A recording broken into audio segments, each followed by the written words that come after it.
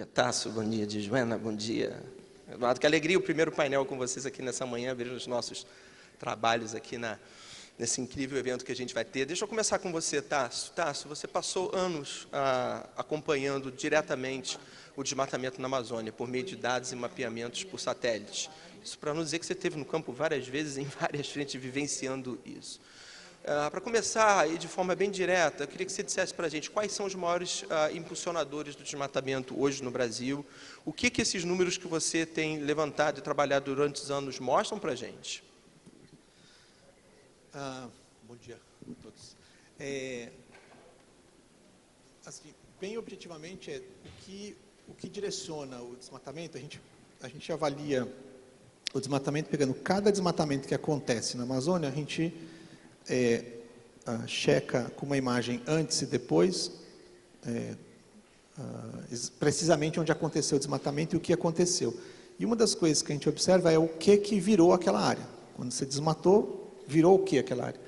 E quando você faz isso, no caso da Amazônia, entre 98% e 99% das vezes, essa área é convertida para algum uso agropecuário, especialmente para pecuária, né?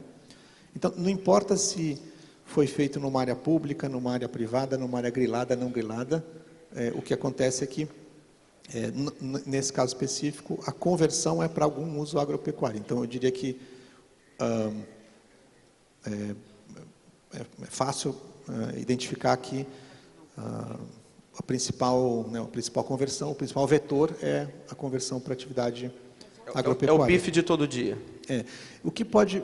Quer dizer, óbvio que muitas vezes isso, a pecuária é colocada como uma forma de você ocupar a área para depois fazer especulação fundiária. Mas ela só existe a especulação fundiária porque existe o interesse para esse tipo de uso, né? E numa menor, em termos de área, o segundo principal fator é garimpo, né? Até separando da mineração, a mineração industrial é muito pouquinho, mas o garimpo é uma coisa que é bem importante. Só que o garimpo, embora seja uma área muito pequena, em termos de área, o impacto que ele tem, especialmente sobre a água e sobre as pessoas, ele é muito significativo, né? Perfeito. Eduardo, deixa eu ir para você na outra ponta aqui.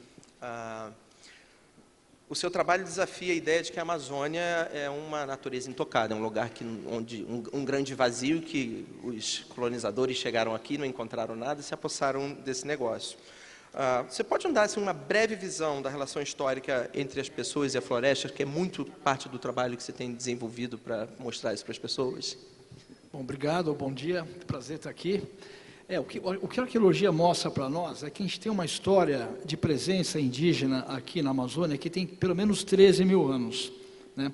E se a gente olhar um pouco, eu sou de São Paulo, eu me lembro quando eu era moleque lá em São Paulo, e até hoje as pessoas têm essa imagem, muito que a gente vive fora da Amazônia, de que a Amazônia é um lugar vazio, que nunca teve muita gente, então você pode chegar lá, né, populações indígenas pouco numerosas. Mas o que a gente percebe, o que a arqueologia mostra para nós, é que essa imagem ela resulta muito mais da história colonial do Brasil, né? Do massacre das populações indígenas, dos povos da floresta. A gente calcula que havia entre 8 e 10 milhões de indígenas vivendo na Amazônia em 1492. E se a gente olhar para essa história, que eu chamo de história antiga, e não para a pré-história do Brasil, essa história indígena da Amazônia profunda, a gente vai ver que existe uma história muito rica, né?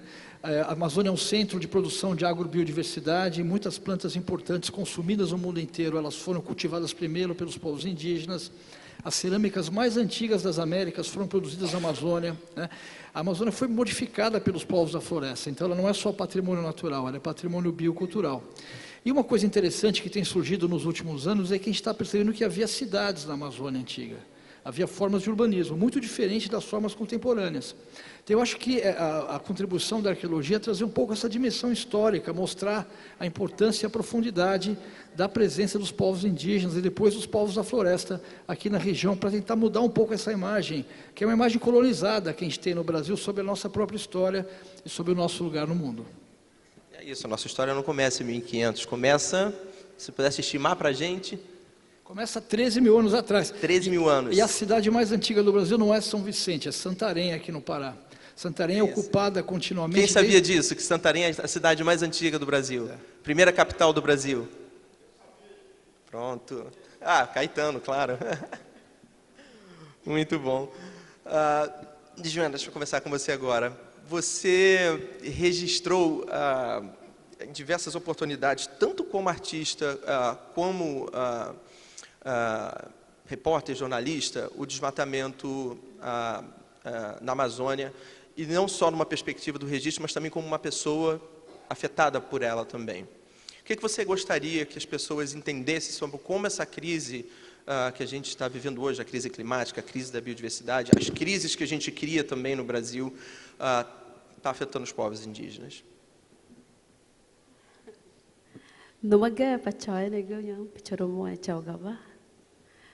Bom dia, uma saudação na minha língua indígena, Ticuna, sou do povo Ticuna, do Amazonas, me apresentando um pouco para vocês, é um prazer estar aqui, estou um pouco rouca. Então, Rodrigo, além de artista, né, cantora, jornalista cultural, eu documento também sobre a luta, né, e como uma filha da floresta. É muito importante que as pessoas entendam a nossa luta, a nossa resistência. Eu sempre levanto essa frase, resistência, porque nós sempre estivemos aqui, né? Sempre os povos indígenas já estavam aqui, antes do Brasil existir, nós estávamos aqui já. Então, eu cresci na minha aldeia. Eu me lembro que, criança ainda, eu era muito livre de estar andando junto com os meus pais, com meus avós, indo para a roça, sendo livre, como qualquer criança. E hoje, outras crianças não estão fazendo mais isso. É nesse momento que a gente vê esse impacto que a gente está sofrendo, esse desmatamento que a gente está sofrendo. Então, isso gera tudo com a questão do dinheiro, né? Eu olho, né, das pessoas que querem tirar a nossa riqueza. Então, nós, povos indígenas, precisamos reagir. E estar aqui hoje como uma mulher indígena que canta, que ecoa a sua voz para que as pessoas possam nos ouvir. E sendo uma jornalista indígena que está indo nas suas aldeias, registrar essa luta para que possam chegar, né, nas pessoas que realmente estão na linha de frente, para que possam fazer algo por nós. As pessoas precisam ter consciência, as pessoas precisam nos ajudar, pessoas precisam estar junto com a gente, para que a gente possa junto combater toda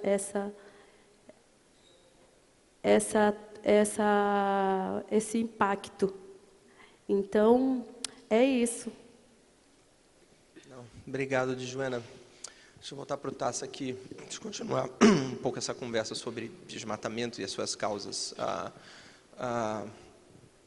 Como você tem documentado ao longo da sua vida, e o Map Biomas tem mostrado isso muito claramente, como você acabou de falar, inclusive, boa parte do desmatamento hoje que acontece na Amazônia está ligado à agropecuária, pecuária. A gente tem até um dado que possivelmente entre 90% e 95% do desmatamento histórico que aconteceu na Amazônia tem relação com uma única indústria, que é essa indústria que a gente chama da produção animal ou da agropecuária. Queria que você ajudasse a gente a entender um pouco mais, então, sobre essa ótica, como o agronegócio opera na região, e a gente sabe que a gente precisa separar práticas, né? E também trouxesse um pouco de perspectiva nesse assunto, de que maneira a recente aprovação do chamado PL da devastação, que alterou significativamente o licenciamento ambiental no Brasil, pode agravar mais ainda esse cenário para o Brasil. Tá. Só para fazer um outro lado, né? Se a gente olhar pegar o caso aqui da Amazônia, mas a sua fronteira também com o Cerrado, né? Tem uma interface grande ali. A gente, nos últimos 5 anos, para pegar um prazo mais recente, a gente teve desmatamento em cerca de 2% das propriedades.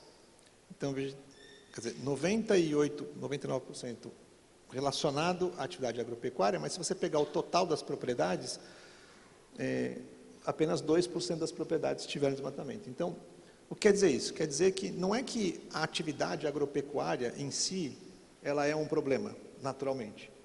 É que uma parte dela, que é proporcionalmente pequeno em número de propriedades, mas muito grande em termos do que acontece no desmatamento, é que tem essa responsabilidade. Então, a gente costuma dizer, né, que você combater o desmatamento, ou evitar que exista o desmatamento, não significa que você está combatendo a atividade, né? A atividade pode acontecer de uma forma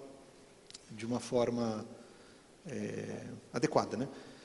E aí eu acho que esse que é o processo que a gente tem que ter, né? É expandir a produção sem que isso seja por meio do desmatamento. E aqui eu acho que isso é possível? É possível. Eu acho que e aqui a distinção é a seguinte: não é se o desmatamento é legal ou ilegal. Na prática, para o clima, para a biodiversidade, né, no impacto nas populações, não importa muito se é legal ou ilegal, etc. O que importa é que o desmatamento é perda digamos assim, da nossa fábrica de chuva, né, da nossa manutenção de biodiversidade, que tem os polinizadores, tem uma série de coisas. Então, a ideia é que a gente pensar, e eu acho que o próprio agronegócio pode pensar isso também, de que a floresta ela não é um ativo, não é um lugar a ser vencido, né? Ela é um ativo a ser considerado como um grande tesouro para todos nós, né? Que, por exemplo, regula toda a questão da água no Brasil, né? E o que você acha do PL da devastação nesse contexto? Bom, esqueci de falar dele. Não fugir, não é que eu esqueci mesmo. Eu acho que ele tem um problema grave, né? Que ele trata o licenciamento, passa o licenciamento para uma ideia de que a maior parte de tudo que seria licenciado no Brasil hoje seria pelo um autolicenciamento, né? Que você declara o que você está fazendo e teria quase que uma licença automática, né? Eu faço uma comparação que seria o seguinte: tem 2.000 voos comerciais por dia no Brasil, né? Mais ou menos 700 mil voos comerciais por ano. E, em média, nos últimos 10 anos, houveram 1 a 2 acidentes com aviões comerciais grandes, que é uma coisa muito traumática, né? E é uma porcentagem muito pequenininha. Imagine se fossem 20 aviões que caíssem, continuava sendo uma porcentagem muito pequenininha. A gente aguentaria ter um acidente aéreo de grandes proporções acontecendo no Brasil, uma vez por mês ou 2 por mês? De jeito nenhum. E eles não acontecem porque é muito rígido o trabalho na aviação. Licenciamento tem que ser pensado assim. Não é porque a maioria dos casos não vai ter problema. É que os poucos casos que tiverem problema serão problemas muito graves para nós. Então, uma coisa, não dá para fazer licenciamento automático para empreendimentos de médio porte, porque isso vai envolver barragem, vai envolver coisas de muito impacto. E o segundo tema, que eu acho muito importante ali, é a ideia de que a atividade rural não precisaria mais de licenciamento, que em essência é o que está dito nessa lei que foi aprovada. 96% do território brasileiro, a única atividade econômica que se aplica é a atividade rural. Então, ao você dizer que não tem licenciamento para essa atividade, você está dizendo que 96% do território brasileiro não estará submetido a regras de licenciamento ambiental. Então, o risco é para todos nós. Então, nós estamos gerando um suposto benefício para poucos, em detrimento ou colocando em risco toda a população. Então, por isso que a gente diz que é um problema estrutural tão grave que esse é um projeto de lei que deveria ser vetado por completo. Muito bom. A gente vai ter aqui a presença à tarde do presidente do IBAMA, Rodrigo Agostinho, que também está aqui. A gente vai ter a oportunidade de explorar um pouco mais sobre essas questões também de veto, mas realmente é um assunto muito grave que todos nós devemos, de alguma forma, se informar. Não deve ser tratado com a simplicidade que está sendo apresentada para o povo brasileiro, longe disso. Mas, Eduardo, vamos voltar aqui falando sobre o uso de terra, né? A gente falou do uso moderno e intensivo e dos riscos que ele representam para o planeta hoje e para a vida de todos nós. Mas, a partir da sua pesquisa, né, mostrou como a gestão, o uso da terra indígena mudou a floresta por milênios. Você acabou de dividir isso com a gente, né? Com práticas como o cultivo ancestral de mandioca, açaí e outras palmeiras que formavam a base alimentar das populações ancestrais. Na sua opinião, como é que esse conhecimento pode inspirar modelos de uso da terra mais sustentáveis no dia de hoje na Amazônia? Olha, assim, de uma maneira muito objetiva, eu acho que ele demonstra que a monocultura, as estratégias baseadas na monocultura, né, plantio de capim, plantio de soja, apostar numa única variável, elas não têm a menor viabilidade. Se a gente olhar para os sistemas agroecológicos milenares aqui da Amazônia, eles estão baseados no cultivo da diversidade, no que eu chamaria de abertura para a natureza, né? Se a gente vai até hoje, se a gente vai numa roça no interior, a gente vê que tem um monte de planta crescendo junto, as plantas fazem companhia umas para as outras. Uma roça alegre é uma roça onde a gente ouve aquele zumbido dos insetos, os passarinhos voando, né? São locais onde a vida é cultivada o tempo inteiro. E se a gente olhar para as estratégias contemporâneas, que parecem ser racionais, elas estão baseadas numa única espécie, né? Ou pode ser a palma também, o dendê, né? E isso não funciona. Eu posso dizer para você que a gente tem uma história de milhares de anos de produção dessa biodiversidade através dessas práticas agroecológicas, e hoje em dia ninguém garante para mim, eu falo isso como um cientista, né? Eu não sei se as estratégias baseadas na monocultura, elas vão ter viabilidade nos próximos 30 ou 40 anos. A quantidade de água que elas usam, por exemplo, é muito grande. Então o contraste é muito forte, por isso que eu digo que a arqueologia não é só sobre o passado, né? A gente tem uma história milenar de produção dessa floresta que a gente conhece, 3% da Amazônia são solos muito férteis, são as terras pretas, formadas pelos povos indígenas, isso equivale à área do estado do Rio de Janeiro, né? E, ao mesmo tempo, estratégias recentes baseadas na monocultura que, a meu ver, não tem viabilidade no longo prazo. Então, o contraste é muito forte. Mas a ideia-chave, para mim, é diversidade. Incrível. Já vou esquecer desse termo, espero que vocês não. Roça feliz, foi isso que você falou? Roça alegre? Sim, roça alegre. Roça alegre, com o barulho dos bichos, dos insetos, e não aquela monocultura triste. Né? Jamais vou esquecer. E espero que os arqueólogos do futuro, depois de 30, 40, ou daqui a 100 anos, quando eles forem escavar o que sobrar, espero que a gente não chegue lá, tá, gente? Da Amazônia, que vão encontrar só desertos enterrados, empobrecidos, de solos empobrecidos. Muito bom. Djuena, então, já ouvimos aqui um panorama, né, muito poderoso. Queria te perguntar, olhando para frente, como os povos indígenas estão liderando ou participando de soluções para ajudar a combater o desmatamento? A gente já sabe, vou usar o slogan, Toia vai estar aqui nos painéis, né? A solução somos nós, né? Mas queria te ouvir desses exemplos de tecnologias, ativismos ou parceria que você conheça que estejam funcionando na prática. Nós somos a resposta. Porque nós trazemos a cura para esse mundo doente, né? Antes do mundo existir, nossos ancestrais já estavam aqui. E somos a herança daqueles que plantaram o mundo, né, ao longo das nossas gerações. E desde sempre estivemos aqui cultivando a vida.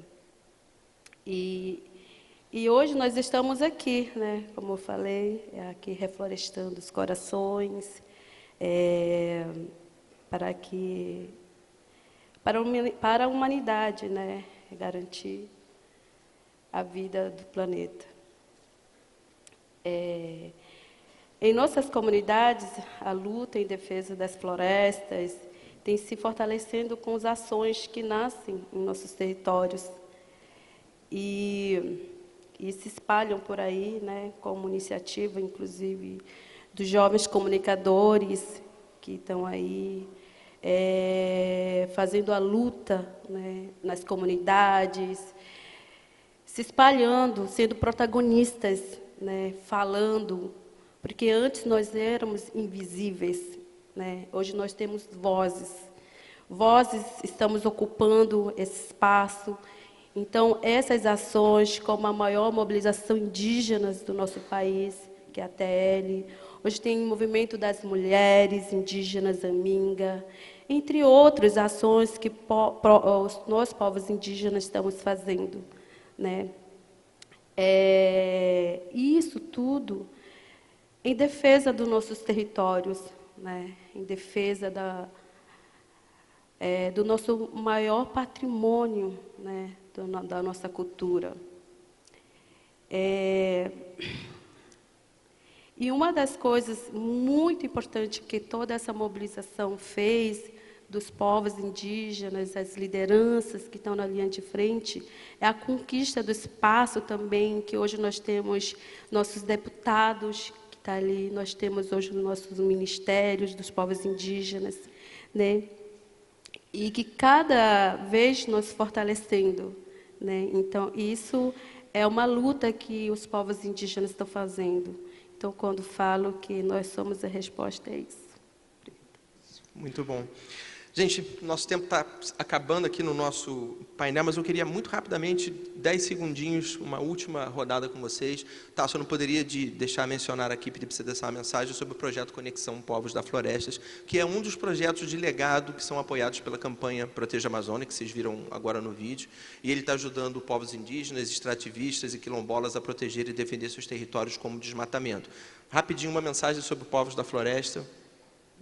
É uma iniciativa liderada pela COIAB, a CONAC e o CNS, representando, né, indígenas, quilombolas extrativistas, e que já conectou 1.800 comunidades em 2 anos, e existem mapeadas 8.500 comunidades, e o objetivo do projeto é criar essa rede, conectando todas essas comunidades na Amazônia, e a partir dessa conexão, criar um espaço que permite com que as políticas públicas cheguem para esses povos e eles possam proteger melhor o seu território, que é em benefício deles, mas também de todos nós, né? E possam receber todos os benefícios das políticas públicas, né? Em saúde, educação, etc., mas também ter o seu protagonismo como empreendedores do seu dia a dia. Então, ótima iniciativa, o apoio que pode vir também dessa iniciativa aqui do Global Citizen. Tá bom. Gente, muito obrigado, Tássio, Eduardo Tijuana, por abrir o dia com reflexões importantes. Gente, muito grato por vocês estarem aqui. Gente, uma salva de palmas para os nossos painelistas hoje.